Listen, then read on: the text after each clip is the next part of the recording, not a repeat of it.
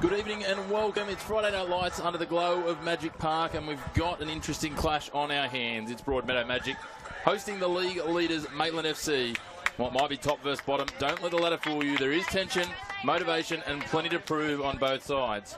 For the hosts, coach Jason Konjalski hasn't shied away from the challenge. After a tough 4-1 loss to Adamstown last week, he's looking for his side to cause a bit of havoc. And they've had their moments against Maitland this season, even leading one clash at the break. But turning those moments into 90-minute performances is the big test. They'll be without Emily Wicks, but Konjalski is confident they've fixed their attacking issues and we'll see a more fluid front foot brand of football. And with just 4 points on the board, their drive to climb off the bottom could start tonight. On the other side, Joe Wright's Magpies are flying high, top of the table and 5 points clear after a 3-1 win over New Lambton last round. They've conceded just 9 goals all season, the fewest in the league, and it's their discipline at the back that continues to fuel their attacking rhythm. But Wright's message remains consistent 1 week at a time. He's praised Magic's improvement and expects a tough, well-organised test. For Maitland, it's about executing their principles, defend well, and the rest will come. Speaking of execution, I'm joined tonight by someone who knows all about consistency and impact in this league. Cass Davis, the Newcastle Jets captain and a midfield mainstay across over a decade in the NPL. Cass, this kind of match, top versus bottom, it's got a little bit of tension, a little bit of unpredictability. What are you most intrigued to see unfold tonight? Hey Chris, nice to be back with you again. Yeah, look, I think as you said, first, last, always those matches that you kind of never really know what's going to happen. I think for Broadmeadow, they've got nothing to lose. They need to start to get some points and really test these top sides and maybe even start to cause a bit of top 4 issues. So yeah, I think for them, they've got to get out there and just throw everything at Maitland. but Maitland are a quality side with quality players, as we said before, even off the bench as well. So they're going to be a hard team to beat, but I think if you can match their physicality, energy, that's always going to get you far. And certainly is going to be an interesting one. Broadmeadow will need to start well. Let's take a look at the two lineups for tonight. The starting 11s for Broadmeadow. In goals, their Japanese import, Ayano Kurosawa. Number 2 is Amelia Hale. 3, Levi Cameron. 5, Gemma Lawson. 11, Cassie Corder. 12, Alexis Andrews. 13, their American import, Brooke Bonner. 14, Larissa Ryan. 16 is Maddie Campbell. 17, Eva Ninnis. And 18, Kelly Thomas. They are, of course, coached by Jason Konjarski. For Maitland, the visitors, in goals, the reigning goalkeeper of the year, number 1, Annabella Thornton. Number 2 is Charlie O'Connor. Number 4, Keely Gawthrop. Number 7, Lana Kearney. Number 8, Sophie Nenardovic. Number 10, Josie Morley. Number 11, Sophie Stapleford, their captain. Number 14, Renee Pountney. Number 15, Will O'Neill. And number 18, Tali Gosner. And, of course, number 23, rounding out their squad, Georgia Amos. They're coached by Joe Wright. Cass, you talked about it before in terms of the names when we look at Maitland's bench. They've got a former Olympian in Marianne Swing. They've got Sophie Jones. They've got Paige Kingston-Hogg, amongst others on that bench. Those three are almost walk-up starts at any other NPL club. Yeah, they definitely are, and I'm sure there's a lot of clubs out there that would like to have those type of players in their starting 11. So, yeah, great for Maitland. Obviously, they've kind of got a good team together and are creating a culture that people want to be a part of, even though they may not be starting, which is heads up to Maitland for making sure, and Joe obviously recruiting and having a good squad together. But yeah, I think at the end of the day, those players have to perform, and we'll see that tonight if they do. We certainly will, as we see the two teams heading out onto the pitch. As you can see there, our fourth official, very rugged up. It's fresh here at Magic Park tonight under lights. So looking at the ladder as we head into the back end of the season, and there's only a handful of games remaining for the teams. I think we look through and we have 21 rounds in total with 3 byes, so we've got 4 games remaining for most teams, 5 for some. The top 4 almost decided. There is 9 points at the moment between Olympic and Rosebuds. Rosebuds do have a game in hand. Rosebuds, if they could win everything from here, could catch them. But realistically, it seems like that top 4 now is just about jostling for positions as we head home. And then for the bottom 3, very much the same. Jason Konjarski's talked about it. They want to get off the bottom here. Yeah, I think, as you said, it's going to be very hard for Adamstown to try and win every game. And, Newcastle Olympic to kind of lose every game. So seems like that top 4 is established. Where they do finish is not. So, as I said before, these bottom teams can start to disrupt that top 4, and you see that with Lakes and Adamstown especially. They've definitely got it in them. They can beat anyone in the top 4, and it's probably the first season playing in this competition where you are getting a tough match every game. You see the results from previous years, and there's big scores, which is not what we want to see. And I think kind of keeping these teams in this comp and not bringing anyone new in has probably been really good for the comp. And every game's tough, as we've seen with some of the results. Yeah, it's great to see that consistency, as you say. In seasons gone by, it wouldn't be unusual some weekends to see 2 double-digit score lines. There were some teams that were losing by double digits every week. I know, and no disrespect to Broadmeadow, they've had a lot of players come through this year. They've used a lot of different players. They've had some players leave, some players come in mid-season. They've had a couple of those games, and we were talking about that off air, but there's, as you said, in previous years, that was teams doing that every week, and then some teams doing other weeks that you'd have 2 or 3 teams at the bottom that you just kind of knew that they were either going to lose 5, 6, 10 goals each week. And then there was, some of the teams like Mid-North Coast in recent years where they've had some really challenging years, and the travel obviously plays a part. But, if they lost by less than double digits, it was a good weekend. Yeah, no, you can really see the shift in it. And as you said, a bit tough for Broadmeadow. They have had a couple of those results, but I think it's been hard for them, as you said, with players coming in and out. Jason's done so well to kind of keep a core group there and build on that group. And, they've made a couple of good signings. I think they look like they're a bit light on today, missing a couple of key players.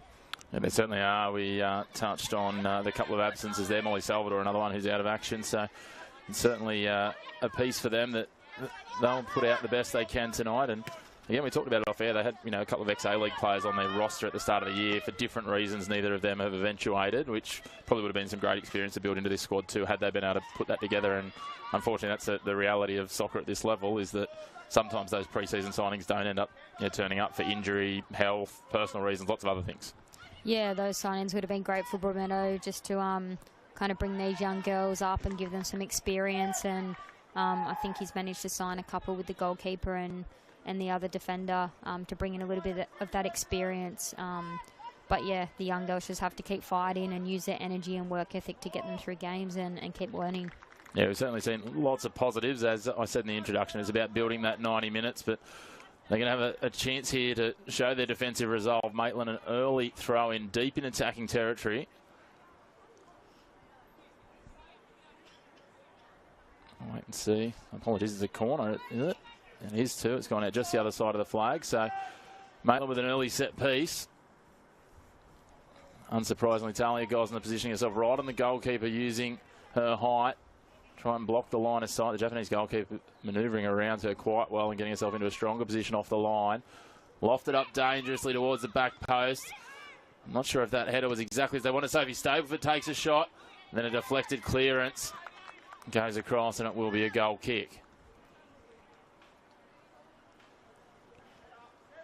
Didn't exactly look clinical there from Magic, but effective nonetheless.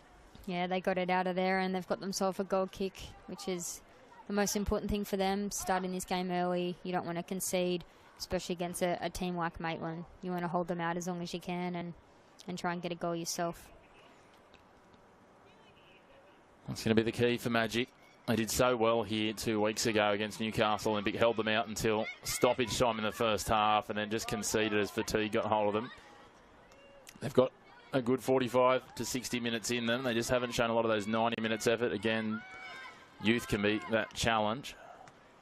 Now Will O'Neill plays it forward. Amos tries some fancy footwork. It turns out okay. Probably better fortune rather than management. Now they're working forward.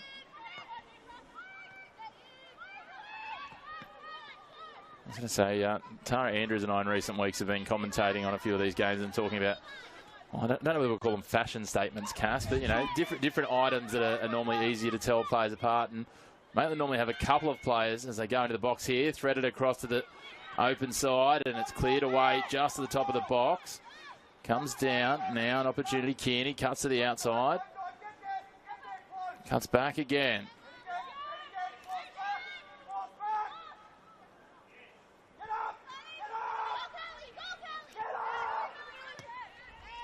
Ball switched across to Neal now. Heavy touch forward. She's got space. She takes it on. Threads the ball into the box, and that'll be an easy take for Kurosawa. As I was saying, last week when we had Olympic, it was the gloves, and it started with Elodie Dagg had a pair, and then all of a sudden there was 3 players on with pair in the second half. Maitland normally have 1 or 2 players that wear long skins. We can't really use that tonight. I think there's only maybe 1 or 2 players that don't have them on, so on the sleeves. So again, nice and cold, and everyone getting in behind the trend. Yeah, I can see a couple of different skin colours actually. I feel like Sophie's wearing white and the rest are wearing black. So a little bit hard to tell.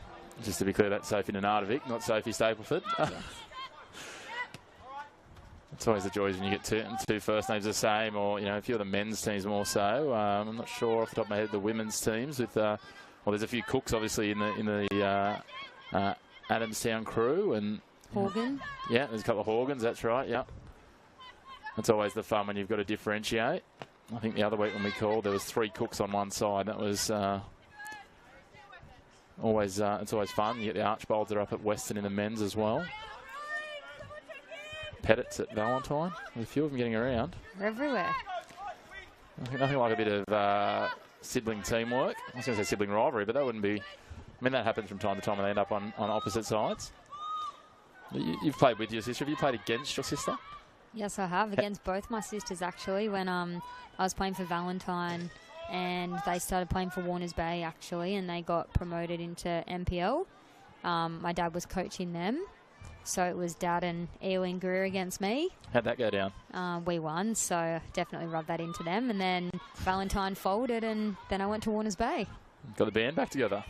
Yeah, that's right. And then we had a few cousins, and we had Craig Atkins and his daughter. Plenty of had the Cook twins and Georgia. Plenty of them.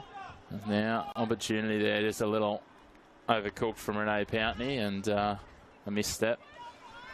It's always interesting watching those sibling dynamics. I find it, obviously, another pair that many won't know siblings. I don't know whether it was you or Tara that tipped me into this earlier in the season, but Gemma Lawson and Molly Salvador, of course. So, it's obvious when their surnames are the same, although sometimes they're not related. But not always the case. So it's funny when you see some of these teams and you go into some of the Northern leagues and things, and you might start seeing 3, 4, 5 siblings or cousins with the same surname in the team, and it's challenging for a commentator. Yeah, I bet it is. I've got another one for you. Libby Copus-Brown and Rosie Copus. Did you know that one? Yes, I did. Yeah, I put two. It's hard to miss when you see them in person. Yeah, very true. So, it's certainly, there's obviously some of them too. You got the Tarantos down at Western. They were at Western United. I don't know if they still are. Yeah, I think they both were last season. Yep. One of them's in the Matildas camps at the moment. Yeah, correct. So, that's some gymnastics going on out there. Doing the splits. The surface is a bit slippery, a little chopped up. Here a couple of weeks ago, it was very uneven. The rain seems to have softened it and flattened it a little bit, but still plenty of divots around. Maitland continue trying to press their opportunity here as they try to thread a pass through from Stapleford, and Magic are happy just to send it back to the keeper.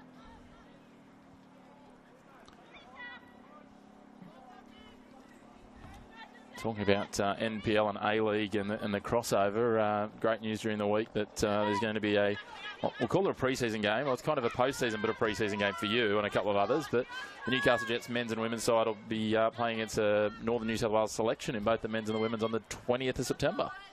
Yeah, I think great news for Northern New South Wales. I think it's something that probably should have been done a long time ago and consistently each season. Stapleford cross it into the box. Keeper loses the footing. Amos can't control it. Strong defence in the end from Corder. Interesting to see Corder playing much deeper today. Sorry, I saw Stapleford with the border left foot in the final third, and I thought I'd better stop because I know it's going in the box for one of their attackers to get on the end of. She loves that cross from out wide off that left, doesn't she? And does it so accurately. I think George Amos just got her footing caught. Well, then I'll have to be awake to that because there won't be too often that execution won't be there, and that Amos on the end of a Stapleford cross won't result in a goal if they let them keep doing it. There's some beautiful work here from Larissa Ryan. Threads the ball forward. We've got assistant referee with a flag up for offside. Larissa Ryan, one that we're playing in the Indigenous side in the State Cup, I believe, that's been selected recently. So I think her and Kalani from here at Broadmeadow, which is another great initiative from Northern New South Wales, having an Indigenous side in the State Cup. So really looking forward to seeing how they go in both the men's and the women's. Yeah, we've got a couple in our team at New Lambton playing in the Indigenous team as well, and we were actually versing them in our pool, and they had to make a few changes. I think a couple of teams pulled out, so the Indigenous team got moved out of our pool, and Bree Trappett wasn't very happy. She wanted to verse us, I think. Yeah, right. It's always an interesting one, isn't it? Getting a chance to play against your club during the season, and I imagine it would be a strange feeling in some ways, but it'd also be, kind of a no-lose situation. Have a bit of fun, obviously representing cultural heritage for them, but also getting to take on some of your mates. It's they talk about mate against mate, state against state with the state of origin. Obviously, we're in the peak of the state of origin season of the rugby league at the moment. It's one of the few opportunities, I guess, that guys and girls get to do that with that side. Yeah, I think it's good. It's State Cup weekend's always a bit of fun. I haven't played in a while, but I'm going to make an appearance this time round, I think. You think? Yeah, a couple of games I'll get. But yeah, talking about playing against your teammates, hopefully I'll be playing against some of mine in that All-Stars game. Going to be kind of weird going straight from a New Lambton season straight into a Jets pre-season. Would probably be about 5 days in, and then we'll have that game. So first hit out. Yeah, first hit out. But yeah, hopefully I've still got a bit of fitness in me from the NPL season. I would suggest there'll be a couple of your teammates that will be with you at the Jets on that. As we look to a bit of a new era at the Jets, new coach as well. Yeah, looking forward to Steve coming in. He's in New Zealand at the moment, so haven't actually met him properly in person, but we've had many chats online, and yeah, looking forward to kind of getting into training, just chatting to him. He's really keen, he's got lots of energy, and he's, yeah, seems like a great guy. So, yeah, looking forward to getting on the park with him and seeing what type of coach he is. Obviously talking to him about coaching, I can tell that, yeah, it's going to be a good season, and hopefully we can, yeah, get some good players in. I'll just have a look at this corner and we'll come back to that. Lofted again towards the back post. Gosner's there, but I was going to say, has it been taken? It has, but it's been taken into the net. Kurosawa with an own goal. I thought she'd taken it well, but she just couldn't pull herself up with the goal line there and tumbled into the goalpost and fell backwards into the net. There's something on your bingo that you wouldn't see on your bingo card every day, Cass, but Maitland lead 1-0 through one of the more bizarre circumstances. Yeah, they'll be disappointed in that. Looked like she kind of had her hands on the ball, and I guess with the pressure of the attackers, she's fallen into the goal, and yeah, they'll be yeah, disappointed to concede a goal like that early on. Well, Maitland, as many would have tipped, take the lead early here at Magic Park. 1-0 through an own goal. As we're talking about with the new coach there at the Jets, I think talking to Tara Andrews the other day, she was saying that he's obviously well known to, might have even been yourself talking, that he's well known to Devon Jackson, who was part of, obviously, in the squad last year, and through their Kiwi connections. Yeah.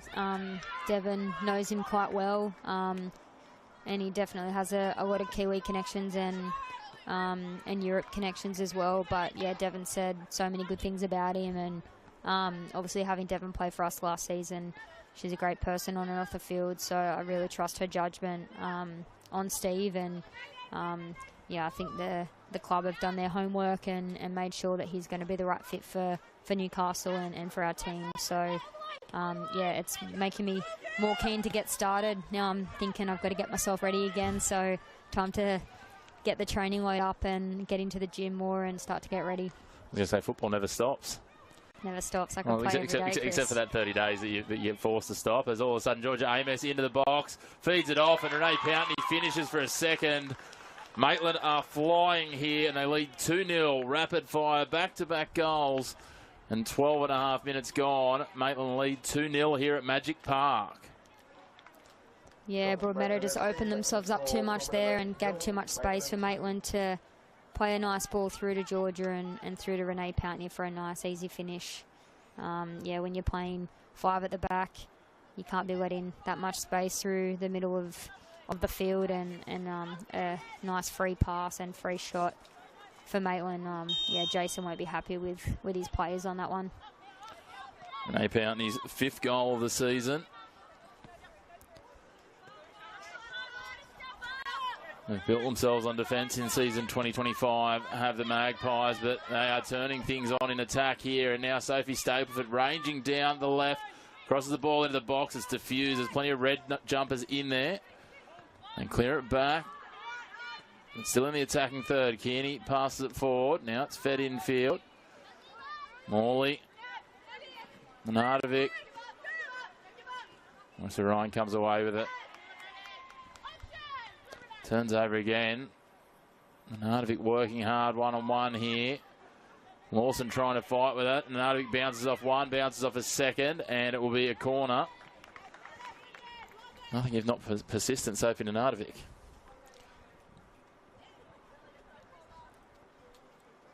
It will be, she'll be the player to take the corner as well. Success from their last set piece. What can they come up with here, Maitland?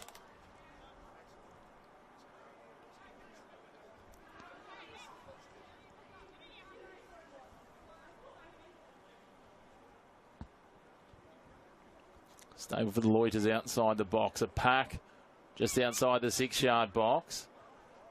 They split in directions. It's curled towards the back post. Overhit a little. Gosner racing but couldn't get to it. And we'll have a goal kick.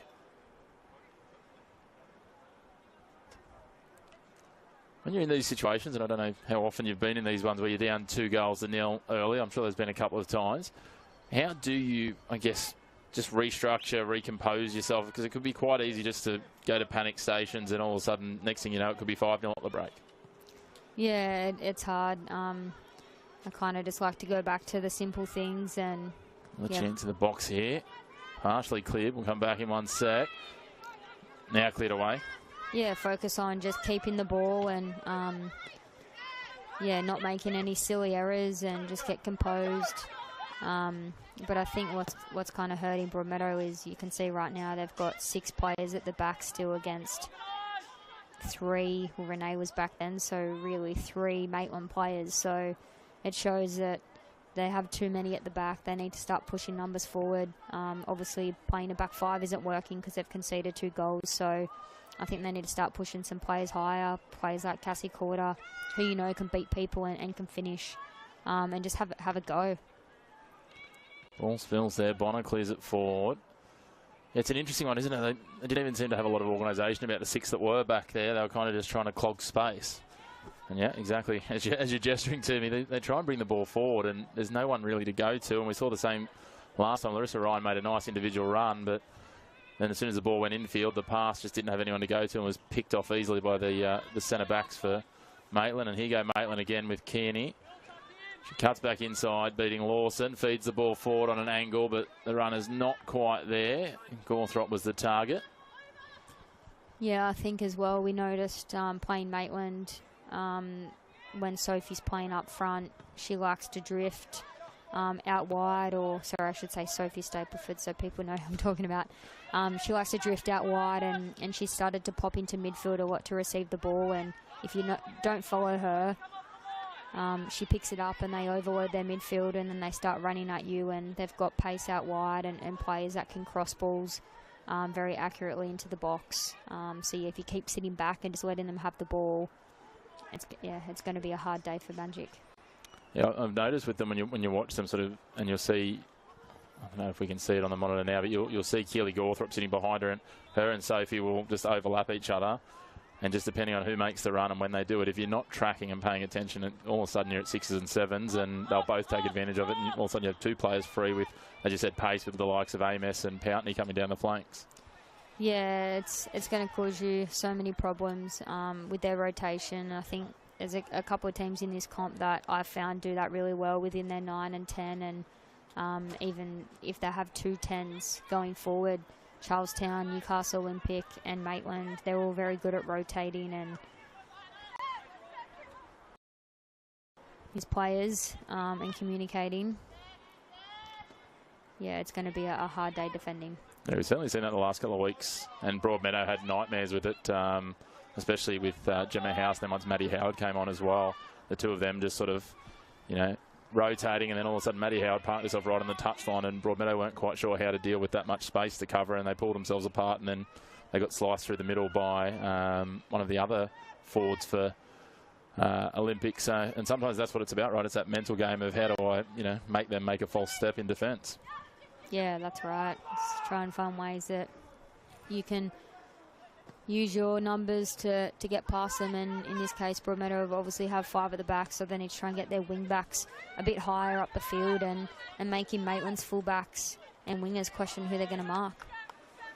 At the moment you've got the Maitland defensive unit of 3 just sitting back here taking their time. If the ball comes down, they're just picking it off easily. As Stapleford now turns on the accelerator around Bonner, but Bonner does well. Out muscles it for the ball, just tries to shepherd it across. Doesn't quite go across the byline, and Magic don't do well with the clearance. They prod it forward tentatively.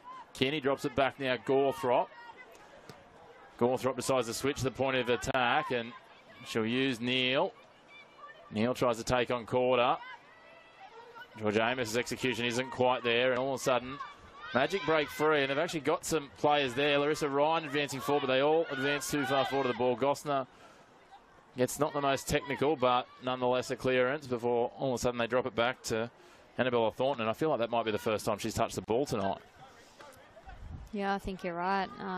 She does like to play a little bit higher and acts like another defender, and is really good with her feet. I find that Maitland really switched the ball well. They bring it back out to her and use her a lot, which I find it hard to get your press going when they've got someone like that in that that back area, switching the ball. Ball goes out off Maitland this time around. So Broadmeadow a chance to try and relieve the pressure. It's interesting, Tara and I again were talking last week about some of the goalkeepers, the youngsters that are coming through. Obviously, you guys have had some challenges with goalkeepers at New Lambton this year. You've had some young ones and maybe some not so young ones this year. Not naming any names. But it's crazy to think Annabella Thornton, right, the goalkeeper of the year last year, and she's just 19.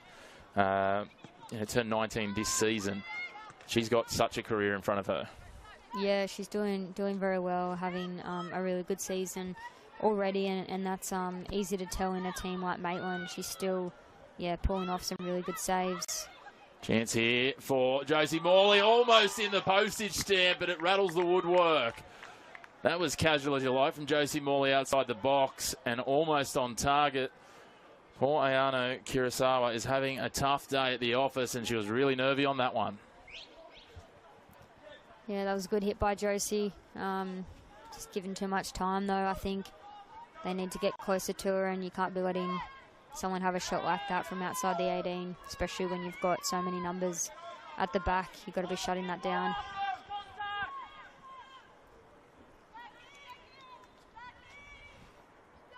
It's interesting, if you were just watching the coaching dugouts, you would not know that Maitland are leading 2-0. Joe Wright is up and about on his feet, barking instructions at his team. He wants them to push their advantage and turn the screws here, and understandably so. They're a lot of leaders. They're in many people's eyes probably the Premiership and Championship favourites at the moment. And he'll expect them to do a number here when they've got the advantage early. Ball trickles away again for a goal kick. Didn't even get a reaction or anything. Premiership favourites, you're happy with them being the favourites? Just sneak under the radar, New Lambton sitting in third? Yeah, I'd much rather do that, thanks. League leading goal scorer on your books? Yeah, yep, Tazi. It's too good in front of goal, but we've been making some funny jokes that since was... Chance here for Maitland. AMS hustling for it. Bonner trying to hold her off. Does well in the end and covers off for Kurosawa.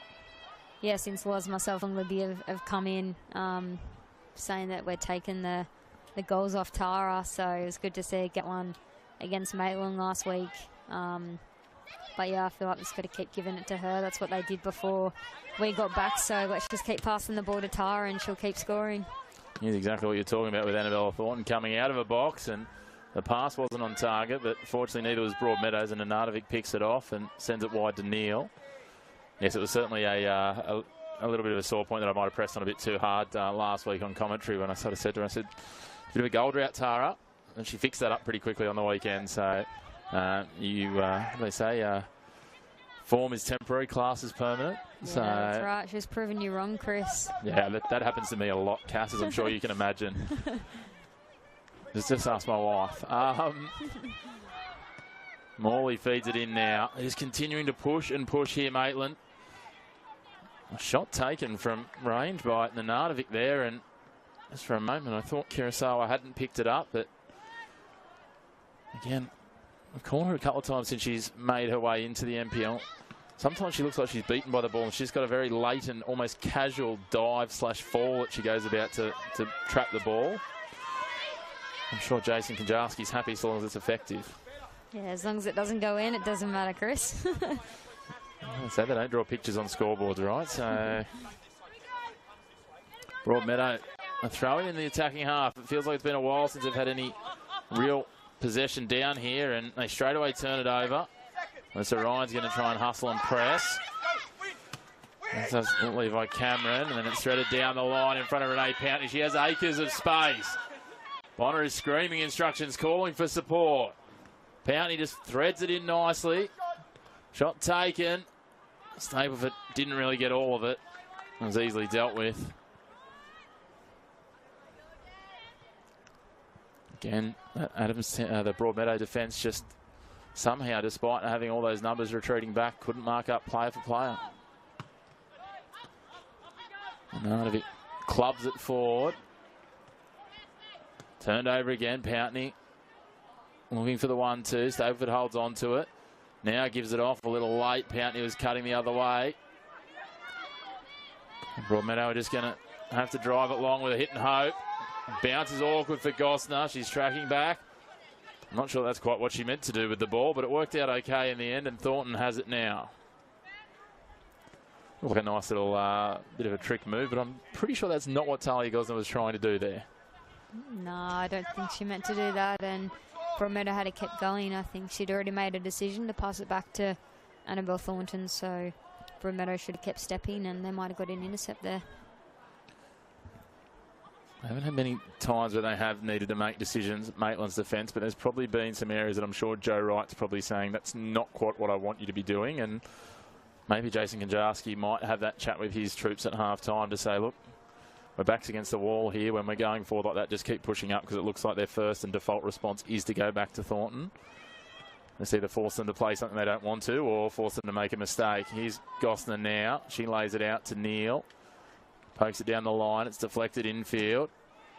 Challenge at pace. Falls away of Magic, but Neal there again, and Thornton out of a box on the ball. Not far away from Ryan there. Finds a target in Kearney. Kearney threads it to Pountney, who's sitting wide in space again. Stapleford was making a run down the outside. She goes infield for Gawthrop, but overcooks it. Yeah, you could just see there Broadmeadow's right wing back just charging out of the line. Renee's super wide too, so I think they're just not getting their timing right on when to press and when to not, and they need to start sliding a bit quicker with that back five. Nardovic does well under the pressure of two defenders. They play it back now. Gosner. She'll go back to Thornton. You can see almost each time where Broadmeadow do press up, that's exactly where they go. Kearney. Morley. Missed target. Now Corder. Corder with space. Gawthrop trying to shut it down. Corder does well to maintain possession, but Morley closes off. Clears it for now. Nice work there from Hale to get to the outside. Can't quite execute the last pass. Now they work at centre field from Neal to Gosner. Laid back out. And it goes across the sideline. So Broadmeadow with a throw here. The pressure being somewhat effective, not completely at the moment from Broadmeadow, but starting to see some more positive signs, and they're at least spending some time in the right half. Yeah, I think that was a better press. You can hear Jason yelling from the sideline and trying to push them into forcing Maitland to make a bad decision on the ball, and it worked just before. I'm just a bit concerned about this overload that they have out wide, given they don't have any real wingers. Maitland quite they're numbering up in wide areas. Yeah, it's interesting, isn't it? Those wing backs not really getting forward. Yet then when they turn the ball over, all of a sudden Maitland have Renee right out on one flank and Georgia Amos on the other with space. So I'm wondering where those wing backs are going to. Yeah, it's Georgia and Renee do stay quite wide at times, and sometimes they're not tracking back to defend, so you have to take advantage of that and try and get your wing backs in between their fullback and their winger and get them on the ball and start making Maitland make a decision. Turnover here, dangerous time. Stapleford and Pountney both racing forward, but the ball bisected them and was just picked off in the end. Kurosawa will take her time now.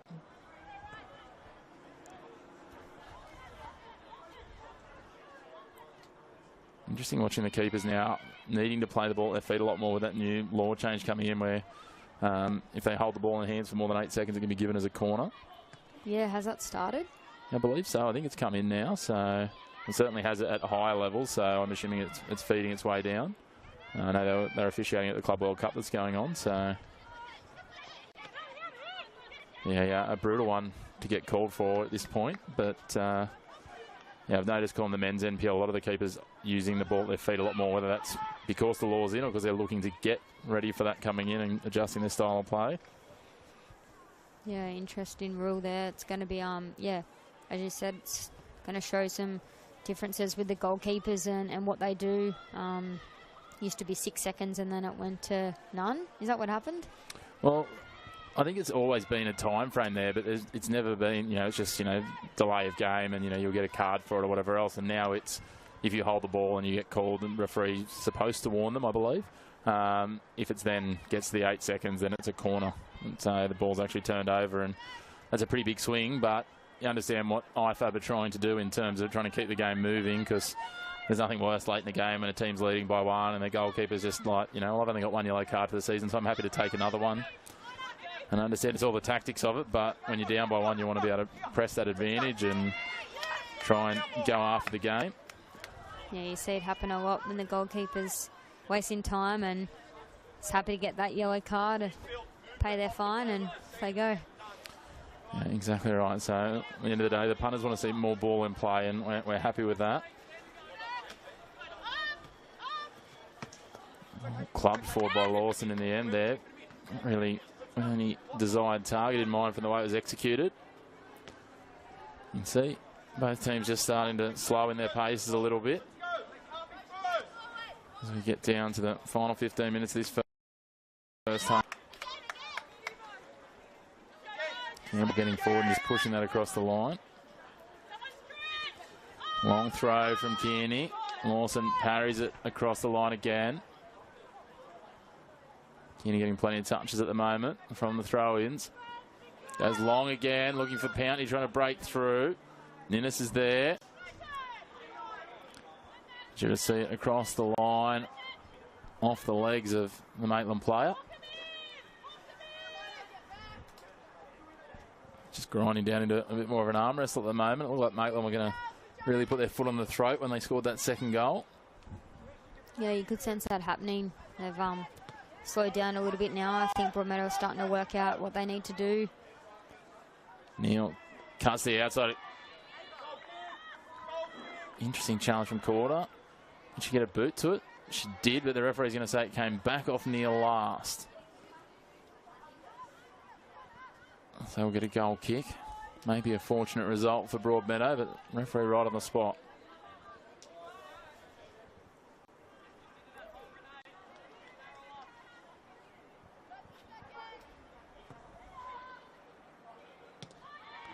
Clearance a little shorter. Spills out nicely, though, for Georgia Ames. Overhits it across the face. She had a runner inside the box. Now Pountney takes a drive at the keeper. She spills it initially, but dives back on it. That's Kurosawa. Again, the clearance not effective. This time it falls for Gawthrop. Neil's out there, chips it back infield, overhits it. And it's taken away by Campbell. Apologies, that's Thomas there on the ball. Now Bonner pushes it wide. Corder plays it down the line. They're quite unsure of themselves when they're trying to play out Broadmeadow. I'm sure a part of that's coming up against the pressure of Maitland and being down 2-0, but this feels like they're not quite sure of what direction they're trying to go about their play. Pountney. Stable with a little turn, manages to hang on to possession. She's got Amos wide. She wants to use it. Cuts back the other way. Takes a strike off the left. Doesn't get enough to beat Kurosawa. Ominous signs, though. Lots of numbers there for Broadmeadow, Cass, but they're just giving the Maitland attackers so much space. Yeah, they got a lot of numbers close to the ball, but just not put in enough pressure on Maitland, and they were able to switch it and get a 2v2 and not tight on Sophie again and letting her cut in on her left foot and have a shot. I think they're sometimes over marking as well, and no one's actually marking. If that makes sense. Yeah, it's almost that what's the politically correct term? No person's land. Just getting caught in between. You're defending, but you're not effectively defending, I suppose is probably the way to look at it. Yeah, I find a lot of players do that actually. They get there, but they're not actually there, because sometimes on a good player, a metre or 2 metres is enough for that person to still make a forward pass or take a shot. So it depends what you define pressure as, but Broadmeadow are definitely not getting enough pressure. And again, I don't know this, but I suppose, especially this young side, when they're playing against some of these players, you know, you look at a Sophie Stapleford, Renee Pountney, Josie Morley, these guys that have played in the A-League, and there's probably a bit of, you know, hesitancy because you don't want to go too hard at them, and then all of a sudden, you know, especially with the tight footwork of someone like Sophie Stapleford, where she can just cut back against the grain. As we see, Lana Kearney in the box, she takes a shot, but it's off target. So maybe there's that hesitation to just get there and like, oh, okay, maybe I'll just limit her options versus if I push up, then I might look silly if someone cuts back against me. But it's kind of, you know, you're almost ineffective, as I said, in that other space. Yeah, it depends on a lot of things, where you are on the field. Are they in range to shoot? There's so many different situations where you may just need to force them backwards and not getting super close is enough, or where you may need to get closer to actually make a tackle. But also on a pitch like this, if you get too close and you slip, you could be done and they could be straight past you. Shot from range, Pountney over the crossbar. So basically what you're telling me is there's no win situation. Just stay up here on the commentator's balcony and call the game from up here. I'm safer up here. Hopefully less mistakes. Oh, no, it depends on a lot of things, as I said, and what your coach wants to. If Jason's yelling out to press and to try and win the ball, then you're getting as close as you can. Lawson tracking back here, just pushed it across the sideline. And yeah, I think that sort of narrative that you've just given us there probably tells us how much nuance there is. It's easy from up here to just get there and say, oh, well, you know, just go forward a step. But as you say, there are so many elements of what's happening, what's the position on the field, who's the player you're marking, what's your coach want from you. Makes you realise just how much complexity there really is to it. As I always say, it's much easier when you're in the grandstand or up here in the commentary position.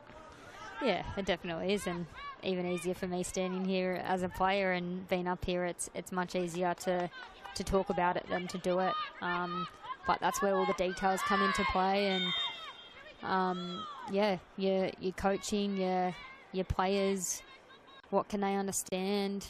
Giving too much info, giving not enough. What's your game plan? What's your playing style? The list goes on. These are all the things that are going through your head every time you go, you know, thinking about challenges on you know, what's the outcome of the challenge? You know, if I do slide versus if I don't, yeah. Yeah, it's not just get out there and kick a ball, is it? No, definitely not. Sometimes people think it's that easy. If it was, everyone would be doing it. Set piece here for Maitland. Nanatovic over the ball, curls it in towards the near post. A little bit too much slice away on it, and it just misses the target. Broadmeadow, can they find something here just to get one back before? If they can go and get 2 goals to 1, you feel it's a very different landscape in the second half. Not quite sure they've achieved Jason Konjalski's MO for today of wreaking havoc just yet. That's certainly not going to be it. Joe Wright up on his feet, applauding his team now.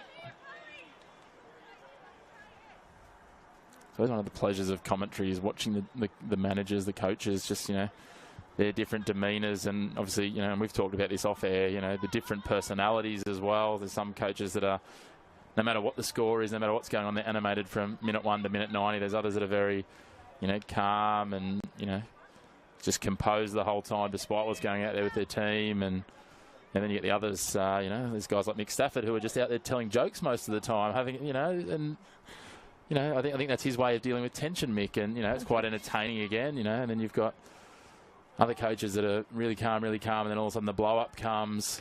You know, they ride the emotional wave. It's a wonderful element of the commentary piece, when especially some of the fields when we're at Lake Macquarie and you're right there next to the benches. Although you do have to be careful. I did misspoke a few weeks ago when I was calling a game, and instead of saying not a lot of space, I said that a player was in a lot of space. That player might be a former Jet teammate of yours who isn't at your club, so that narrows it down.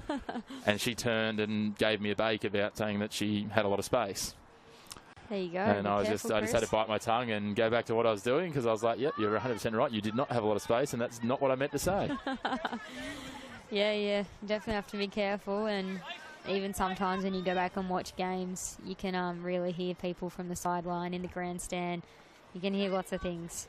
But, yeah, hopefully all good things. Well, it's always an interesting thing, too, as a commentator. You've got to consider that piece, right? Like, we're well aware that, you know, a lot of you who take your roles very seriously, as most do at this level.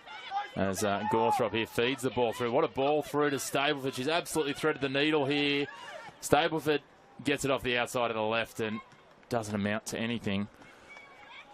But we've got a role where we've got to not only be, critical is not the right word, but analytical of what's going on and break down what's happening. But we've also got to be conscious that, you know, people are out there putting their best efforts forward, so you don't want to be hypercritical.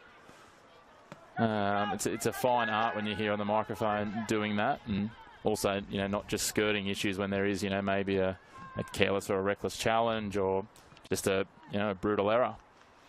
Yeah, that's right. And as we said before, you're looking from up here and you're not actually on the pitch, so it's yeah, very different view from both angles. So you do have to be mindful of what they might be seeing and feeling down on the pitch to what we are up here, freezing cold. Yeah, that's it. Freezing cold, probably heavy legs at this point on the pitch. It's been soaked by rain most of the week. I think we need to give credit to the Broadmeadow Magic ground staff here in terms of getting the pitch up to scratch for tonight's game. As, again, Pountney in a huge amount of space, and she is not happy with that offside call, Renee Pountney.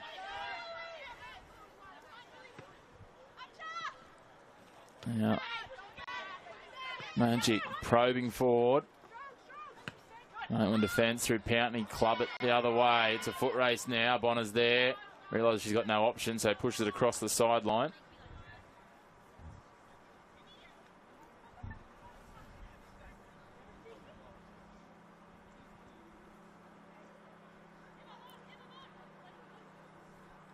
Now the throw in again. Now it's Lawson that just hammers this one over the western touchline.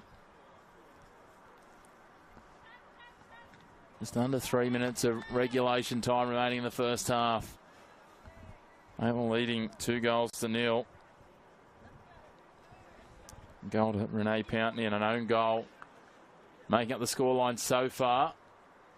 What can they conjure here from another corner? That first own goal came from a corner. A well-delivered one to the back post from Saving Nanadovic from the other side.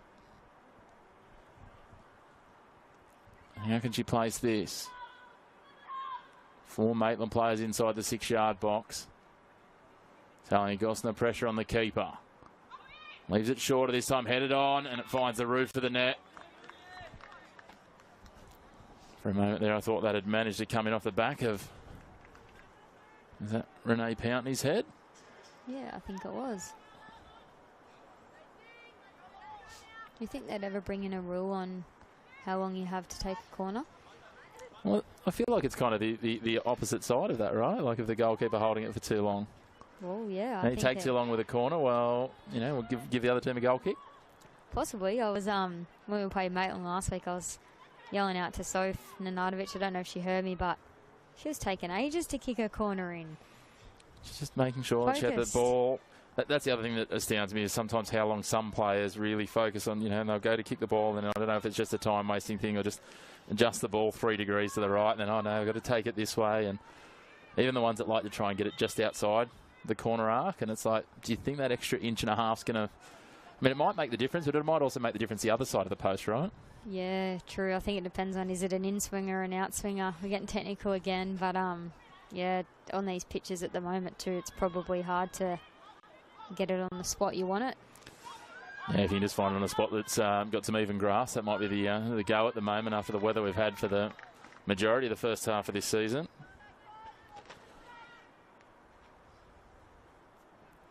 Now, I want to touch on something from you talked about last week. You're obviously playing against Maitland, and I wanted to touch on one of your teammates, Caitlin Pickett, and her actions during the reserve grade game where I think there was a knee injury for one of the ankle injury for one of the young players from the reserve grade side.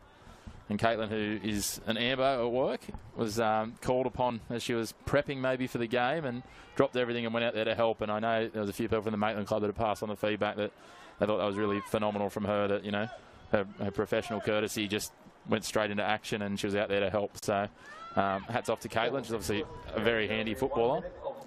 But, yeah, doing the good things and being a good human as well out there, which is nice. Yeah, Maitland's a lovely girl. Just so good to have in your team. She's got such positive energy and was just so nice to everyone and probably wouldn't say a bad word about anyone. And obviously the injury to the Maitland reserve grade player was a pretty nasty one, and she was in a lot of pain, and we obviously got delayed because of the ambulance, and Maitland went over and checked in and made sure that they were okay, and probably helped reassure her that she was going to be okay, given that Maitland's probably experienced a lot of different injuries with her work, and I think she managed to help cut some of her boot to give a bit of pressure, relieve a bit of pressure from her foot as well, and made sure that the ambo was going to get there, and she was going to be okay. So it was really nice of her to go and do that, but I'm not surprised at all because of the type of person she is, and that's how it should be in this comp. Just help everyone, just be good humans, and Maitland did that. Yeah, well done, Maitland, and we wish all the best to Kiara DeGeorge, who I'm told dislocated ankle and a fracture near her knee as well from the impact. So wish her all the best. But here at Magic Park, it is 2-0 at half-time.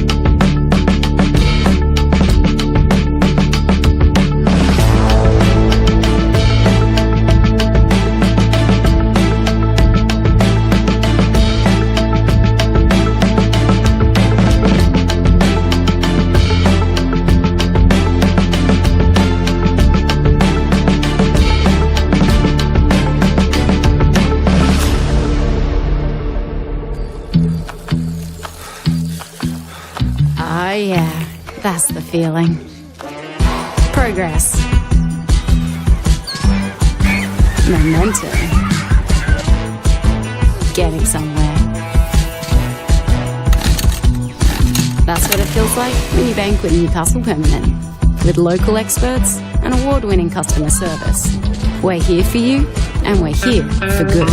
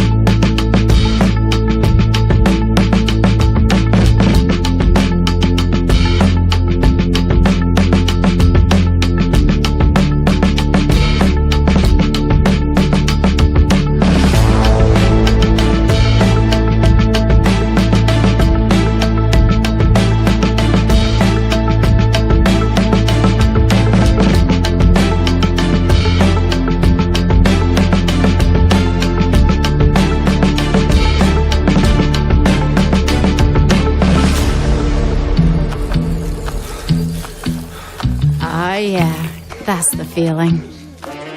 Progress. Momentum. Getting somewhere. That's what it feels like when you bank with Newcastle Permanent. With local experts and award-winning customer service. We're here for you, and we're here for good.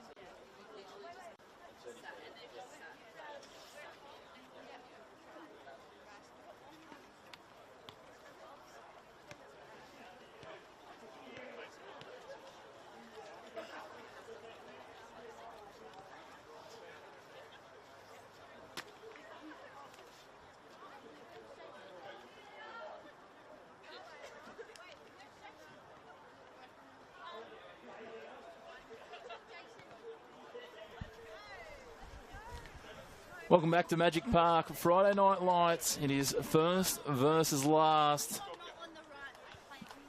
As Maitland lead 2-0 at the break. Some changes coming at half-time for Broadmeadow Magic. Let's try and identify who's come off and who's come on. Looks like Ava Liddon on in jersey 7. Tori Johnson on in jersey 9.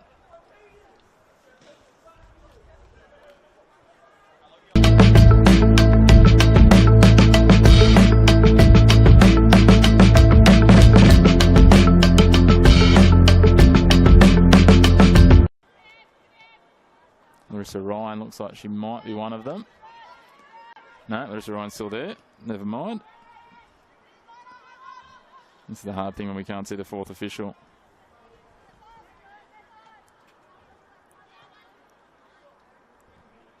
Essentially, Maddie Campbell. One of the players come off.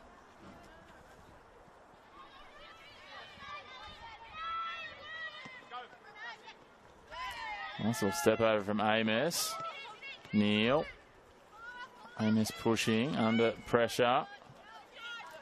Trying to hold a space. Gives it back to Neil.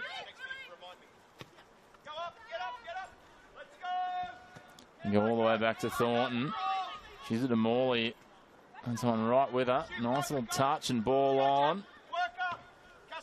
Shot taken from range. Trying to go over the keeper. Just a little off target. Right idea, just not quite on line.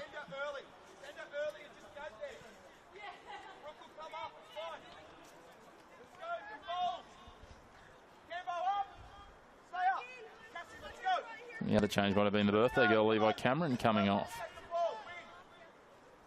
A little surprising, Cass, that someone with the experience of Johnson coming off the bench for Broadmeadow. Yeah, it is a bit of a surprise. She's obviously a key player for Broadmeadow, and maybe it's an injury she's carrying. A little bit of contact here between Bonner and Amos. The referee said it was shoulder to shoulder. Georgia Amos, in her usual very direct way, decided that she wasn't happy with it, and now the referee's not going to wear that and gives her a yellow card.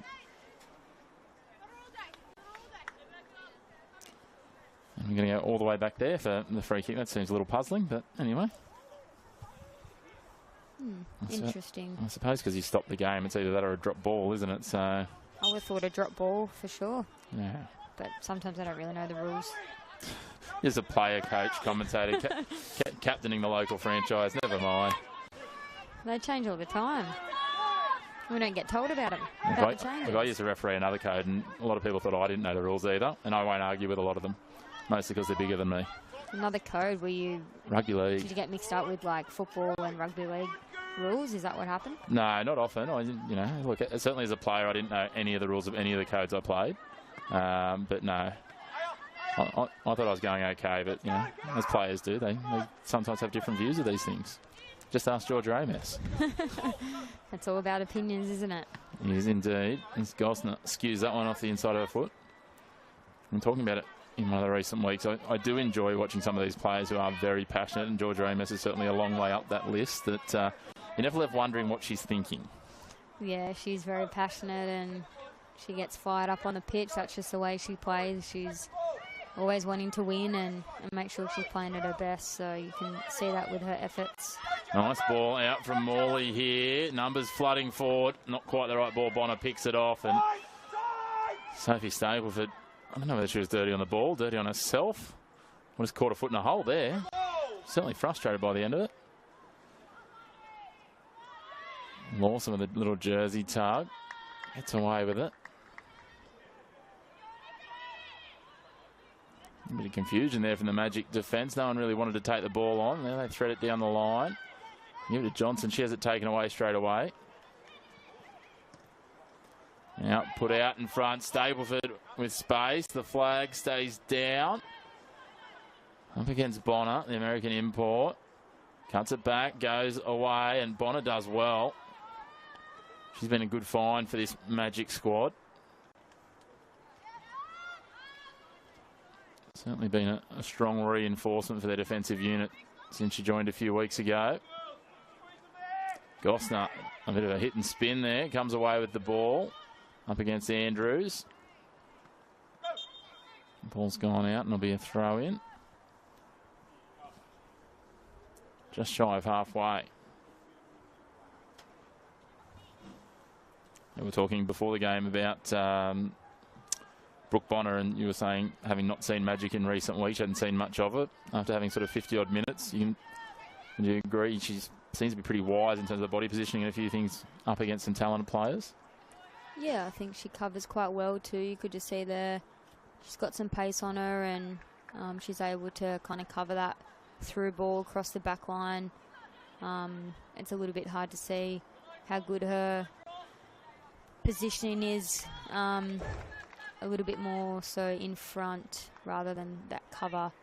Just with the way that Broadmeadow set up, they look a little bit shaky within their line, and a little bit all over the place, not on the same page at times, which yeah, kind of catches them out a little bit. But yeah, from a cover point of view, yeah, she's looking good. It's always handy when you pick up these players from overseas. Sometimes you don't quite know what you're going to get, but having brought her and Kurosawa in mid-season, there's been some impressive imports this year. We were talking before about Arnie Jensen at Lake Macquarie, as that's headed away by the player in question in Bonner. And Casey as well, the defender for them, for Lake Macquarie. I think they've done quite well with their imports. Yeah, I think Lakes have for sure. Arnie especially, I find her, yeah, a really good player in this competition, and her deliveries, especially off corners, is very good, and the ability for her to play a forward pass and see that killer ball. Sometimes I think the other players aren't on the exact same page as Arnie, so yeah, great pick up for Lakes. Crossed into the box, falls for Morley, and she just taps it into the back of the net.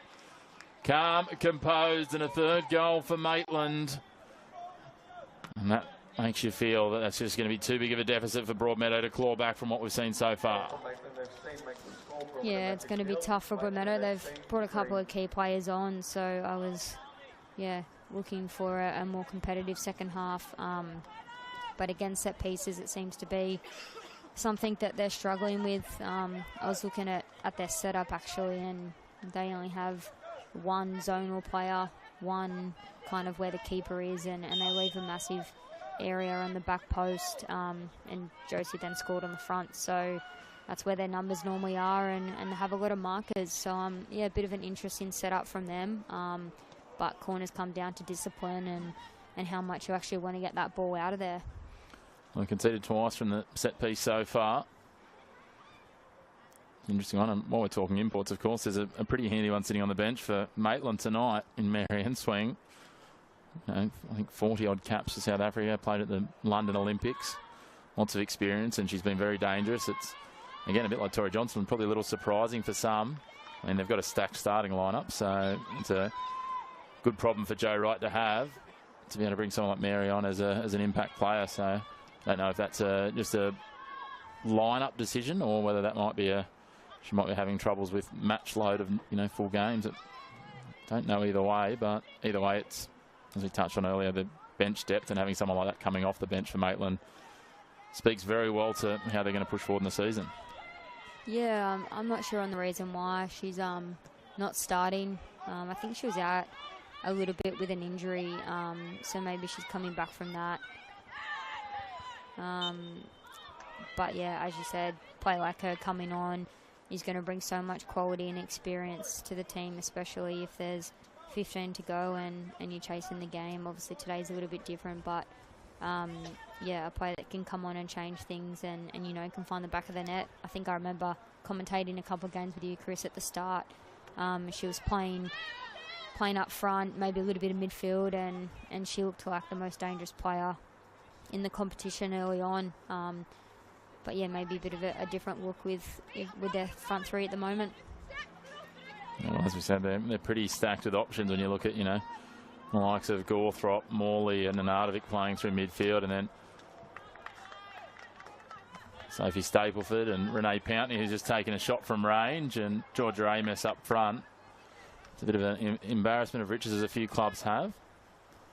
really when there's probably most weeks now I look at, especially though yourselves include the top three, and you look at some of the players that you've got coming off the bench, and obviously you've got, I think when I called you the other week, there was 6 either current or former A-League players in your 11. And then you've got people like Rosie Copus, who would start at most clubs, coming off your bench as an impact player as well. So very stacked lineup. Of course, Zana Franklin as well. Yeah, we've been pretty wide actually the last few weeks. We had a couple of injuries. Sienna and Dana both carrying a couple of injuries, which has hurt our depth a little bit. Just given the fact that we just don't have the numbers, and the girls that are sitting on the bench for us are playing 90 in Resi's.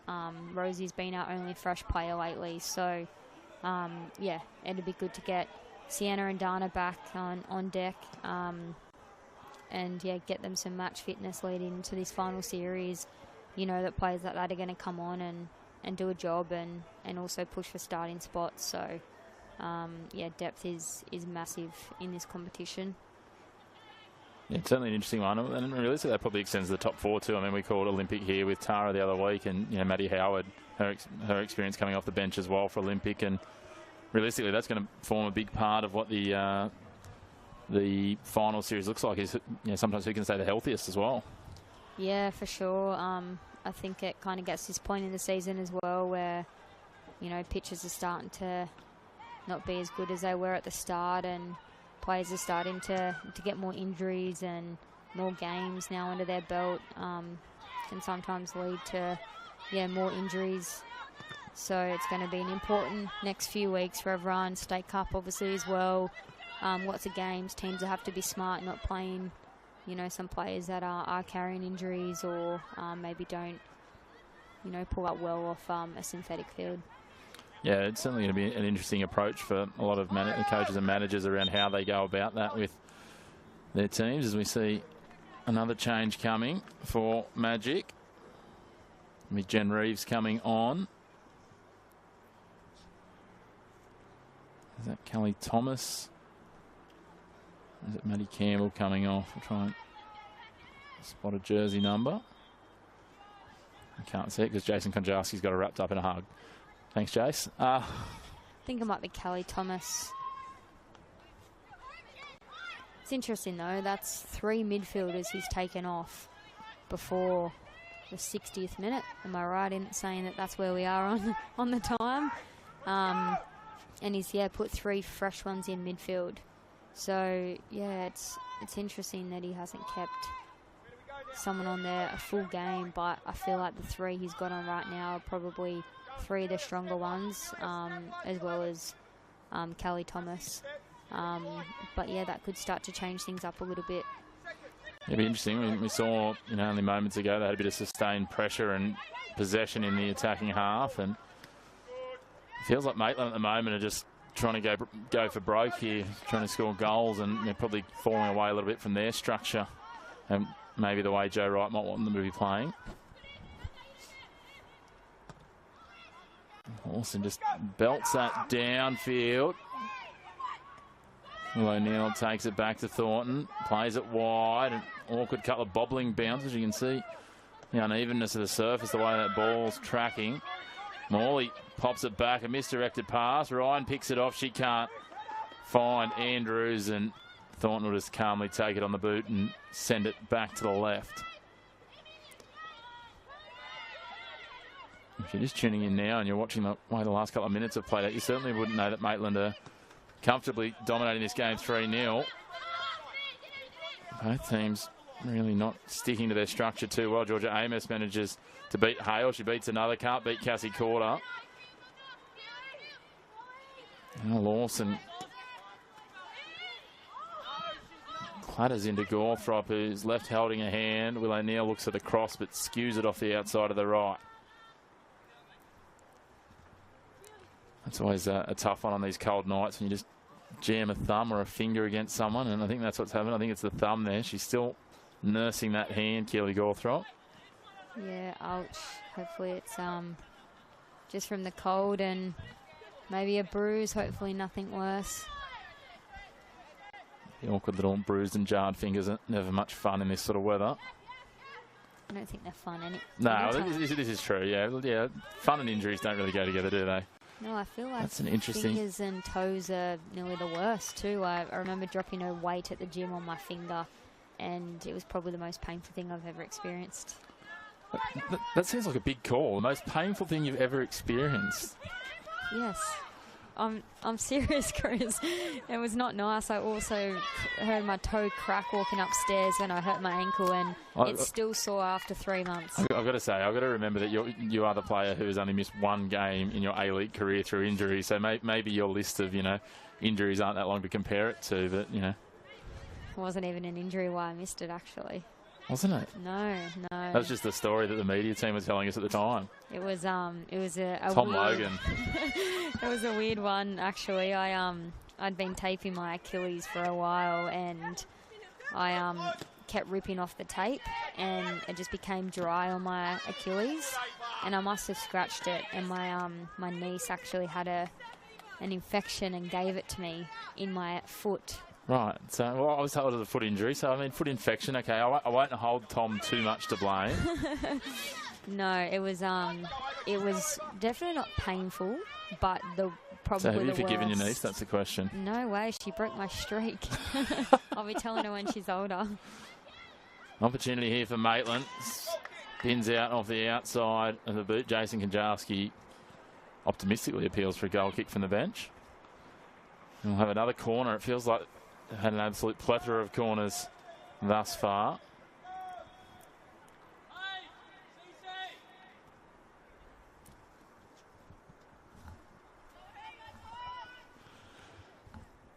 Maitland set for their corner.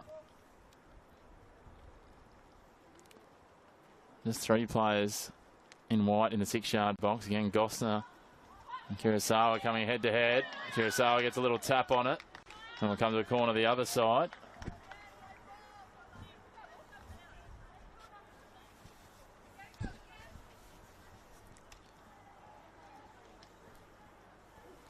Now Kurosawa setting up, and this time Maitland go back to the huddle formation out at the penalty spot. Nearly some friendly fire here. I'm not quite sure what's going on. There's a couple of Maitland players holding each other and trying to get free of each other. This is a little peculiar. Nardovic drives this one in flutter. It's headed away. Good clearing header from Bonner. I had to take a double check that was Sophie Nenardovic. She's had an outfit change at half time. Lost the long sleeve skins. She has. Good spotting. Obviously got a little bit too warm. There's actually a few of them I think that might have. I think we had 2 more that had the skins maybe. So anyway. You can tune in to All New South Wales Football for all the fashion details on fashions on the football field instead of fashion on the field at the races.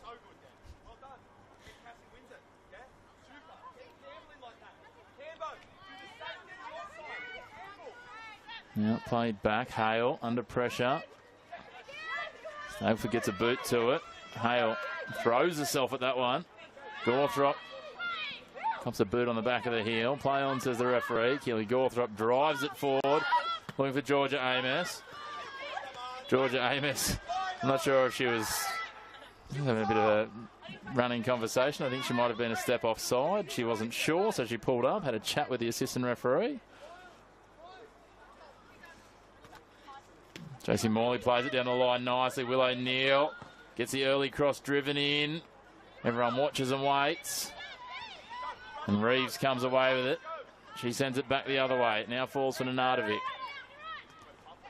Playing it through, looking for the 1-2, but Hale gets a foot in.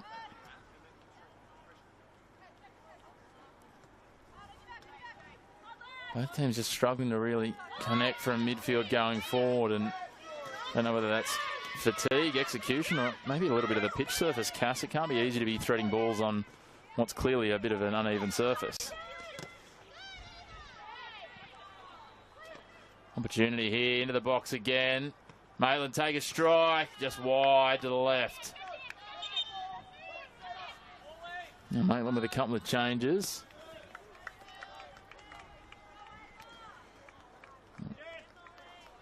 Looks like we might have Sienna Frost. And Paige Kingston Hogg coming on. May Pountney. And I missed who the first player was coming off. It was Josie Morley. Josie Morley. Makes sense. And to be fair, if our thoughts before about Marianne swinging right, I would be surprised if at 3-0, Joe Wright, if she's not 100%, sends her out here tonight on this surface. And they've already got the 3 points in the bag, you'd feel. Yeah, I think it'd be silly if she's carrying a bit of a niggle. They've obviously made a change up front with taking Renee off. I thought they may have put Sophie out wide and put Mary back up in the central of attack, but they haven't. So I would, suggest that that's the case, and it'd probably be a bit risky to bring her on, like you said, Chris, when they're already winning by 3 goals, and I feel like they've still got more to give. Young Frost on the ball here. She's a live wire. Watch for her. She slices through here, tries to get between the defenders. A couple of goals in the NPL to her name this season.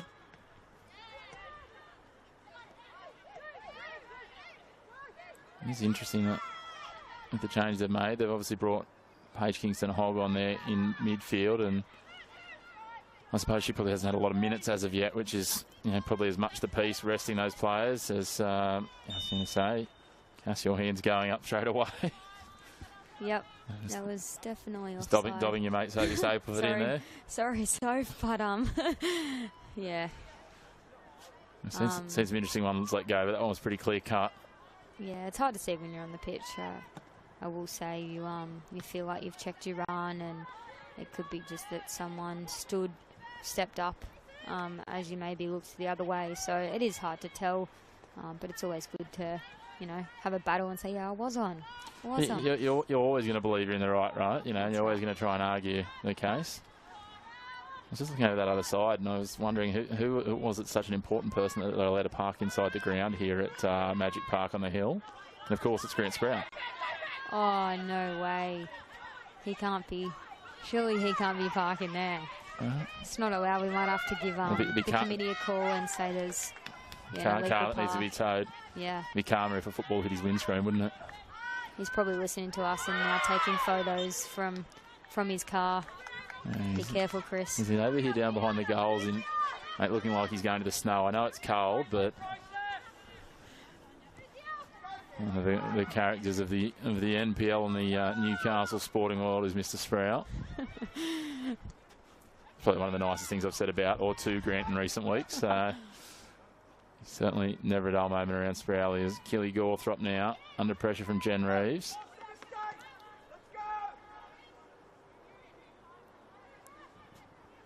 Gosner feeds it down the line. Heavy touch, almost a collision between two Maitland players as they hustle for the ball. Comes out okay though. Broadmeadow hanging back. Gosner again. Kingston Hogg feeds the ball. Absolutely missed by Lawson. Frost is through. Under pressure, takes a strike just over the crossbar. She wasn't far away. So even Ninnis had done well to recover and put her under pressure. Now we've got 2 footballs. Extra step of pace that the fresh substitute in Frost had. Just caused a little bit of havoc there. And poor Gemma Lawson just had an absolute air swing as that ball didn't bobble at all and just stayed flat on the deck. Yeah, she'll be disappointed with that, Gemma. Obviously, still a great ball from Paige. But, it wasn't quite. Connor does get away with that one after Thorne was well out of the box. It seemed like they were both confused. Yeah, that ball really shows the benefit and addition of the experience of Paige Kingston Hogg coming back into this side. The sorts of balls she can thread with regularity. Is now a chance at the other end, and the shot doesn't really threaten anyone from even Innes, but she didn't really have a lot of options. Yeah, obviously great to have Paige come back in. But yeah, probably hasn't had a lot of game time lately. But yeah, good to see her back playing in the Newcastle League. played with her at the Jets. She was actually my roomie when she played at the Jets, so she's good value. I was gonna say, so you've got all the dirt, but we'll keep that for another time, not on air. It's always interesting having those conversations with people. Different clubs have different sort of structures. Some mix it up. Some, for a whole season it's kind of the same, and then some of the clubs and franchises that might be a little bit more commercially looked after than you girls are. They just don't have roommates. It's funny you say that. We had one season where there was no bookings for double rooms, so we were all in singles, and Laura and Alan was loving it that she was on her own, and because she's my roomie now, and I was very sad. I didn't have a friend to hang out with and chat to at night, and on game day I was very lonely. Yeah, you're like me. I'd be out looking, lurking the hallways, looking for someone to hang out with. One of my favourite things about when I did play sports and you go away is just, finding out who the poor soul was that had to stick with me for a couple of days while we're on the road. Yeah, I'm exactly the same. Who wants to hang out? Who wants to play bananagrams, cards? Go for ice cream after the game when you get a win. Another change coming, and again, just shows exactly what I know about football because Mary Ann Swing's coming on. I tried to follow you and kind of agree with it. I thought you had the right idea, Chris. You should know better, and when it's a 50-50 option, if you go opposite to me, one of us will get it right, and it's probably going to be you. But Mary Ann Swing comes on, Sophie Stableford comes off, which is what you talked about maybe being the change that would have come before, but now it comes now. Yeah, I'm thinking maybe... With 20 minutes to go. Maybe Soph might be carrying a little niggle. She normally doesn't come off as well. So they're all fooling us. Mary Ann Swing's got the knee sleeves, the long skins and the gloves.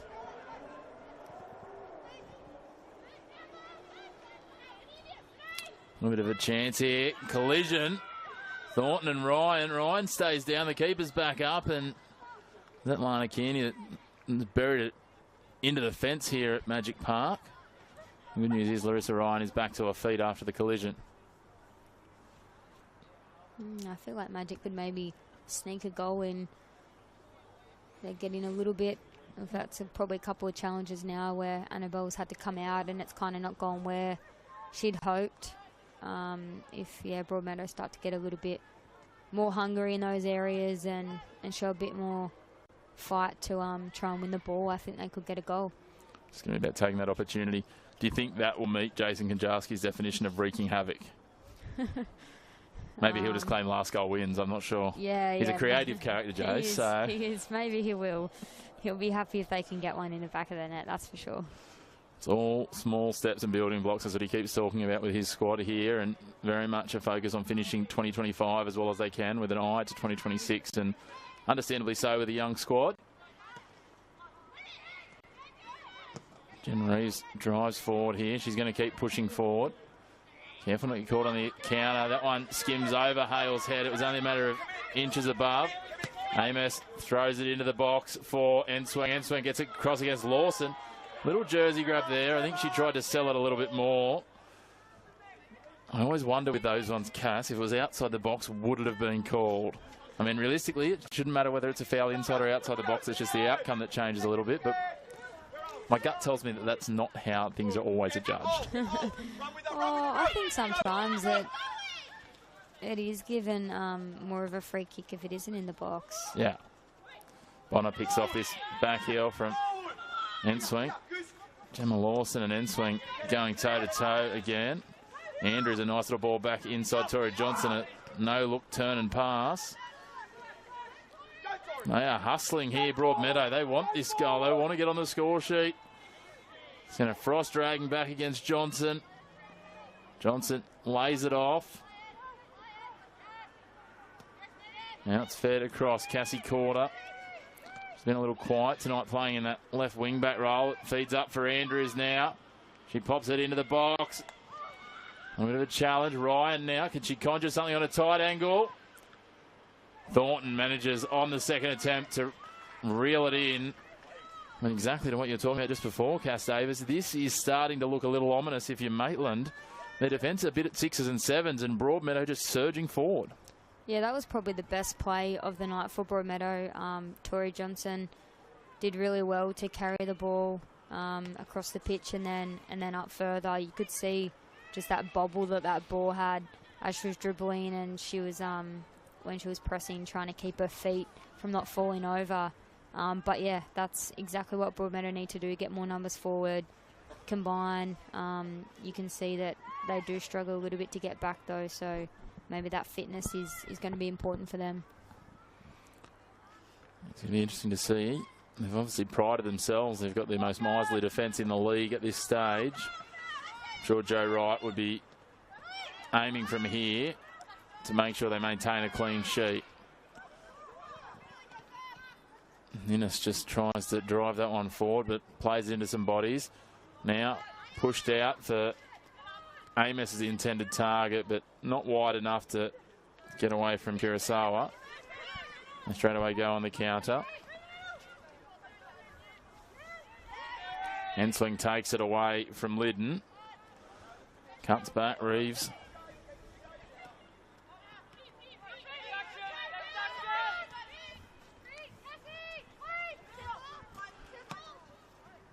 We now know that Grant Sproul's listening because he's messaging us, so...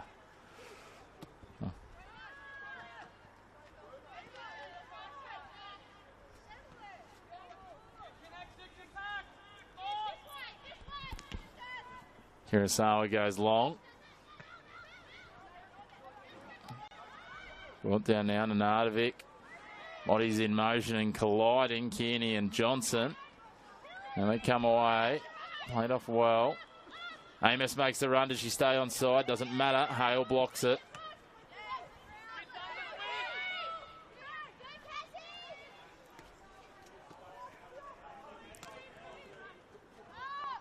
And then it's threaded back, and they're going to go all the way back to Thornton.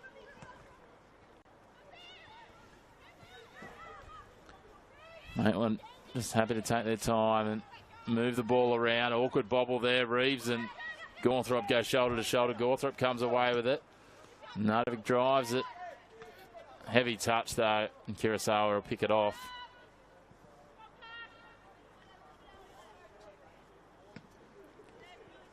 It's a better connection on that one than she has with some of the clearances tonight. Cassie Corder does well to feed it into Ryan. Ryan beats one, beats two. Can she beat the third? She gets to the outside, but touch a little too heavy. Just feel Cassie Corder might be a little underused playing in that wing-back position. A couple of times that I've called Broadmeadow earlier in the season, she's been one of, if they're not their main threat. She just hasn't had a lot of involvement tonight. As another chance. Almost there, but Bonner's just going to clear it away over the sideline. Yeah, I would agree there, Chris. I think she should be used higher at the pitch. Obviously, the way that they've set up with a back five and only two kind of central strikers, it kind of makes it hard to fit Cassie Corder in that left wing position. But when she's back defending for majority of the game, doesn't give her much chance to use what she's good at, which is beating people, crossing and shooting. I can see why Jason Konjowski would be wanting to use her in that position, but realistically she needs to be that kind of, if she's going to play there, she needs to be that sort of a hark back to the Jets men's days of a Daniel Georgievski sort of role where she's really pushing down hard and then tracking back, and she's got the pace and from what I've seen probably the engine to do it. It just hasn't been the circumstances to do it tonight. Yeah, I think so too. Maybe go a little bit the other way and let her push a little bit and make the other wing back come in and play a little bit lopsided, because she's a player that you need on the ball in the attacking third. And she's one of those players that could get you a goal against a run of play with just the ability to score from distance too. Yeah, certainly, you can understand with Ryan and Andrews, they're both talented up front, so I can understand why he wants to persevere with them. And it's always the challenge, I guess, of trying to find the best spots for everyone, especially in your team that's not quite performing where you might want them. Yeah, and you can see now that I assume that Joe's probably had a chat with his fullbacks, telling them to get a little bit higher, because you can see when Maitland's fullback starts to go, Georgia Amos starts to come inside, and it creates more hard defensive work for Cassie Corder. She's having to really track nearly even becoming like a central defender at times, and getting pinned back by their fullback. And certainly, you know, if you're a team looking at this and you're playing against Magic and looking at what your plans are, if Cassie Court is that wing back, that's what you want to be doing, I assume. Is beautiful ranging run through the middle. Lana Kearney. At the end of the day, if you can pin her back there, it absolutely restricts that danger, and Maitland have done that today. She's seen very little of the ball. Also haven't seen too many free kicks today. It hasn't been a lot. It's been quite a clean game. I think we've only seen the one yellow card as well, and that was kind of, you know, not even in the play. It was George Ramos having a conversation with the referee a little bit down on play.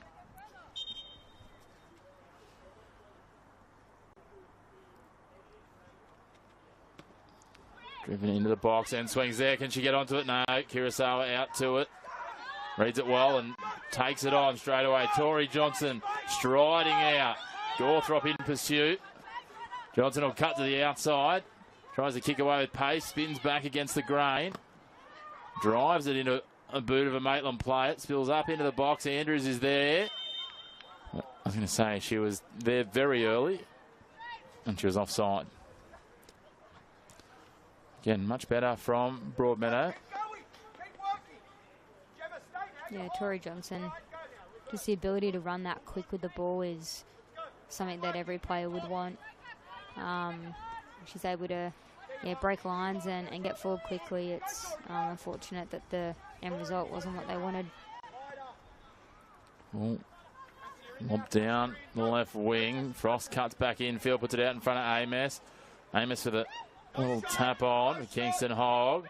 Goes to Enswang. Enswang gets to the outside. Bonner again hustling there. Does well to position herself. A little clip there from Lawson. And that's silly stuff, but it's going to be a penalty. It's almost an afterthought, that little tap from Lawson. She's probably hustled and pushed a little harder than might have been needed a few times today, and that time just comes undone, and unfortunately it's inside the 18-yard box, and the referee has no hesitation to point to the spot.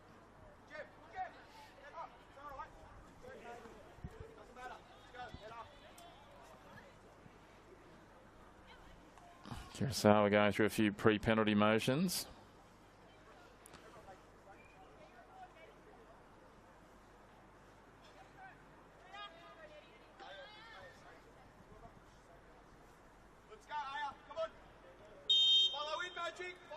Shot taken, easily finds the top right.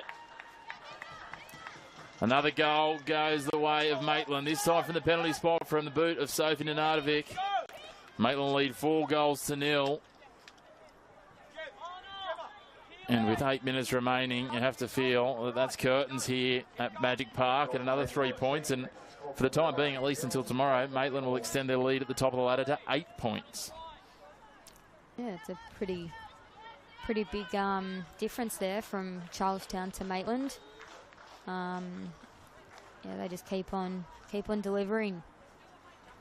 Yeah, they probably haven't been at their clinical best for all of the games so far, but they will go to 38 points. Charlestown with 2 games to catch up on them. I think Charlestown and Adamstown a catch-up game still to be played. And don't forget, you can, of course, catch all the NPL action, men's and women's.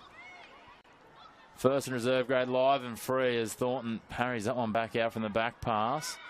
Broadmeadow continuing to press here. Reeves feeds it in. Andrews chasing, going toe-to-toe. Just trying to work it into the corner. They're saying all those games live and free. Other games this weekend in the women's NPL. 4 o'clock tomorrow, Newcastle Olympic versus Adamstown. And also at 4 o'clock at the same time, you might need a couple of screens going. Charlestown Azuri versus Lake Macquarie, and Cass and your New Lantern teammates will have the feet up with the bye. You're telling me making the most of the bye weekend, heading off to the snow. Not cold enough here for you? No, not cold enough. Need to get a little bit colder. But yeah, off to the snow for 5 days, which would be nice. Back for State Cup, and yeah, nice to have a bit of a break before the A-League season starts. Is Aaron allowing you guys skiing? You know, what's the risk tolerance at New Lantern? Nothing. No comment. Nah, slow and steady. Just on the little kiddie slopes. Yeah, that's where I was last time.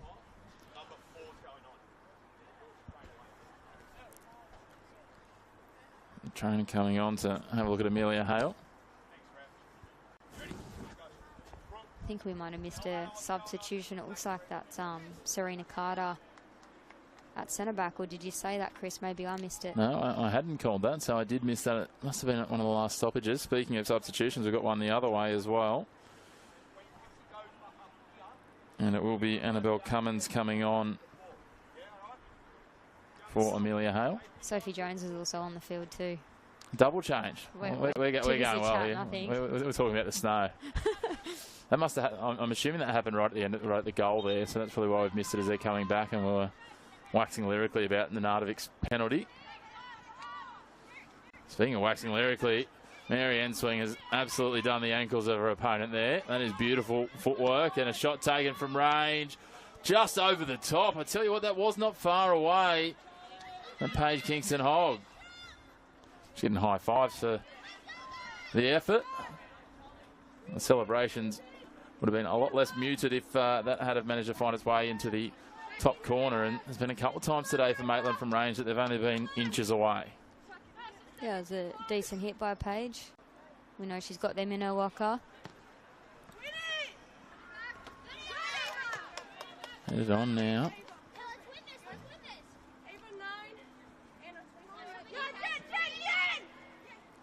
In comes, in swing. Nadovic. Back to Carter.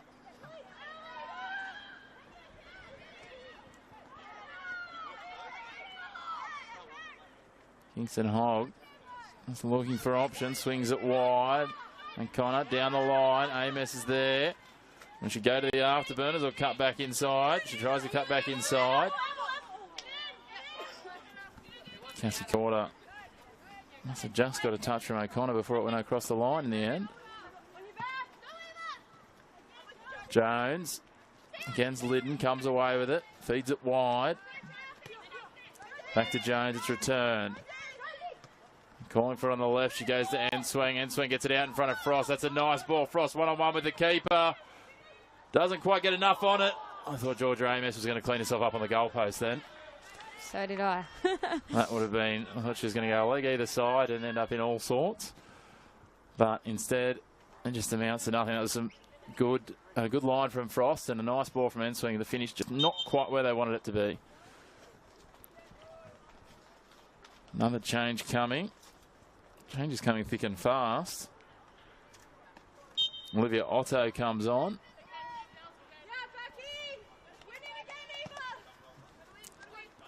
Mr. Ryan coming off. Pushed forward. Jones. O'Connor and Jones again. Kingston-Hogg now. Jones coming across. Kingston-Hogg on the ball. Frost trying to make a run. Can she thread the needle? Not quite. It's parried away for the time being.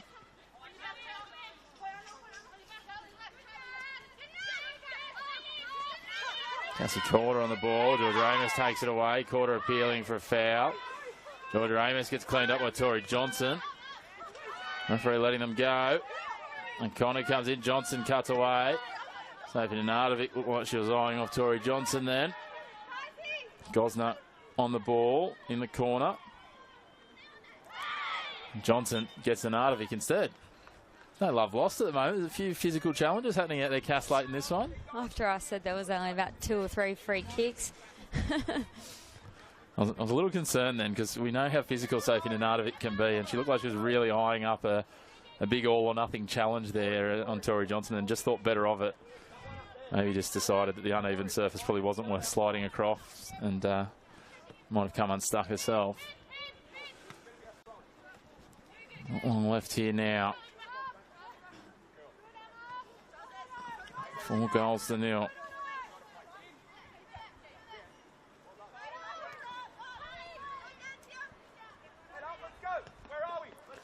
Nenadovich goes all the way back to Thornton. I don't think outside of coming out and playing the sweeper keeper role, we've seen Thornton called on to make a save at all tonight. I think we've seen, maybe we saw one shot, but it wasn't anything of threat. But maybe Tori Johnson. No, the referee says she's not going to get a chance to go and take down the commentator's curse. I was going to say, there's the shot that you just said hasn't happened. Well, I'm sure Jason Konjarski and the Broadmeadow Magic would be very happy if I could, through saying that they haven't scored, manage to get one back. So.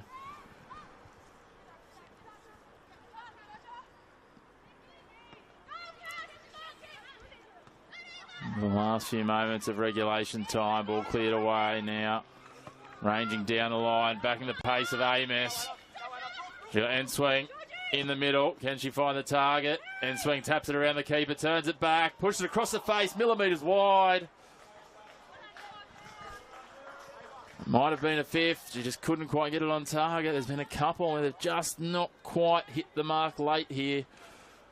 I tell you what, there's probably four now that we've had that have either rattled the woodwork or been millimetres either side of the post for Maitland. Not that they need them at the moment at 4-0, as the fourth official indicates. 3 minutes of added time.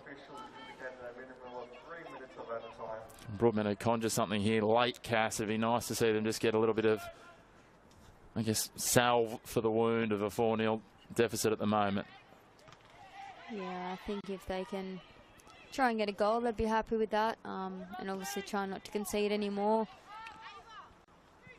Yeah, Frost feeds it in, end swings there, working just inside the byline, pops it back, tries to play it across, but Quarter's there to clear it away. In the meantime, we've got Ava Liddon down in back play. She was, oh, what a strike there. A good save from Kurosawa. Ava Liddon was sniped just on the way down there. No one near her, and she just went down. She's back to her feet, which is positive.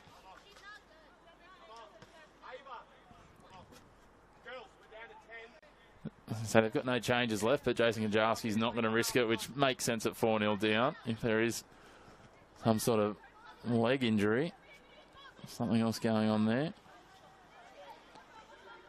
Looks like both knees are taped heavily already, so.